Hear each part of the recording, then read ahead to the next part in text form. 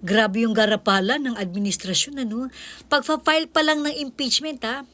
Filing pa lang of impeachment, hinarang na. What more kung impeachment na mismo? Diba? Grabing garapal ng administrasyon. Samantalang nung kay Sara Duterte last year, apat pa nga eh. Apat pa nga yung impeachment case na ikinaso at tinanggap ng Kamara. Pagdating kay Ngagva, putang ina, isa pa lang.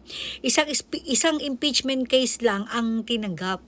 At ang nag-file pa yung abogado ni Liza Marcos nung panahon na dinimanda niya si Atty. Glenn Chong dahil sa sinabi nitong sasampalin niya daw ng kaliwat kanan si Kokak pag ito ay nakita niya.